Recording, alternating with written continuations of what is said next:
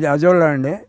ఈ అజోల్లా మనకి బాగా ఉపయోగపడుతుందండి. ఇది దీనివల్ల మనకి సూర్యరశ్మి నుంచి నత్రజని తీసుకుని మన మొక్కలకు అందిస్తుంది, బాగా పనిచేస్తుంది.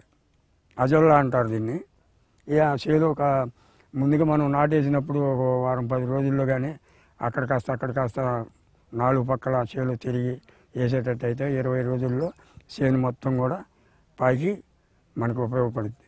యూరియాకి అట్లా అయితే నత్రజని ఇస్తుందో అట్లా మనకి ఈ అజోల్లా అనేది మనకి నత్రజని సప్లై చేసి అభివృద్ధి అంటే నీరు ఉంటే ఎప్పుడు ఉంటుందండి. మనకి నీరు ఎక్కువ ఎండాకాలం కూడా నీరు ఉండే చోట కొంచెం వేసేట్టు పెడితే రేపు తొలకరైన తర్వాత మళ్ళీ తీసి ఎక్కడ వేసినా పెరుగుతూనే ఉంటుంది. కాకపోతే ఎండాకాలం నీరు తగ్గినప్పుడు మనం దాంట్లో నీరు పెట్టడం ఒక్కటే మనం చేయాల్సిన పని. నీరు తగ్గకుండా నీరు ఉండాలి.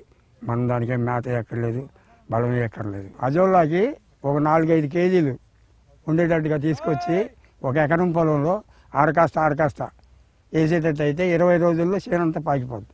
మన చేనుకి సరిపడా ఉంటుంది, చేను అంతటా ఉంటుంది. దాని గురించే మనం ఇది అవసరం 4-5 కేజీలు చాలు సుమారుగా. అంటే మనం కాట పెట్టలేదు అనుకోండి, సుమారు 4-5 కేజీలు ఉంటే సరిపోదు. అజోల్లా అంటే ఇప్పుడు మన వాళ్ళంతా యూరియా వాడతారు కదండి. యూరియా నుంచి మనకు వచ్చేది నత్రజని. అదే నత్రజని సూర్యరశ్మి నుంచి ఈ అజోల్లా తీసుకొని మన మొక్కకు అందిస్తుంది. మనకు నత్రజని బాగా సప్లై చేస్తుంది. అది ఇది అజోల్లాలో ఉన్న మన ఉపయోగం. మేము స్టాక్ అట్టి పెడుతున్నాం. మన గుంట ఉంది కదా, గుంటలో అట్టి పెడుతున్నాము. ఎండాకాలం 4 గంటలు బోర్ వాటర్ వేసేస్తే సరిపోతుంది. మళ్ళీ వర్షాలు వచ్చేటప్పటికి పెరిగిపోతుంది. అమ్ముకోవచ్చు కానీ మనం రైతు వారిగా మనం బిజినెస్ చేయలేము. మనం మాత్రం ఫ్రీగా ఎత్తుకెళ్ళమన్నాం. మన మండలమే కాదు, పక్క మండలాలు కూడా తీసుకెళ్లారు. అంటే వాళ్ళు ఉంచకపోవటం, ఉంచితే ఇప్పుడు రేపు ఉంది కోత కోయిపోతున్నాం, దీన్ని కొంత తీసి ఒక గుంటలో వేసాం అనుకోండి ఉంటుంది. ఇప్పుడు ఈ శాలన్నింటిలోకి ఎక్కింది నేలమ్మటాయి. మన దాంట్లో ఈ ఏళ్ళకి కూడా వచ్చింది, వస్తుంది. ఈ కాలువ వెళ్ళిపోద్ది, ఆడచోట ఆగిపోద్ది.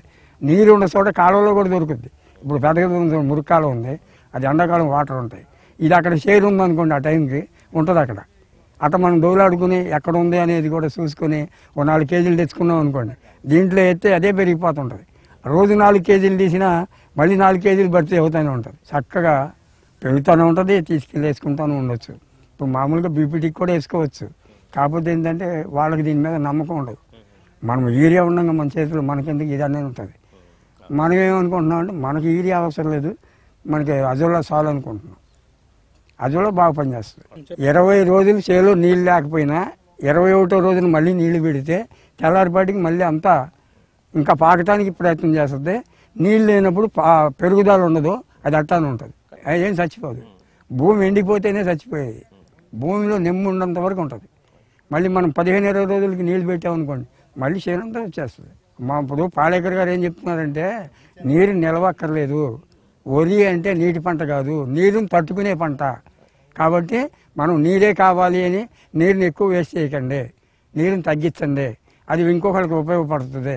నీరుని చాలా జాగ్రత్త చేసుకోవాలి. నిమ్ము ఉంటుంది, ఎక్కువ ఆరిపోకుండా కొంత టైం ఆగుద్ది. మనకి మామూలుగా 10 రోజులకి ఎండిపోద్ది అనుకోండి, ఇది 20 రోజుల వరకు కాపాడుద్ది.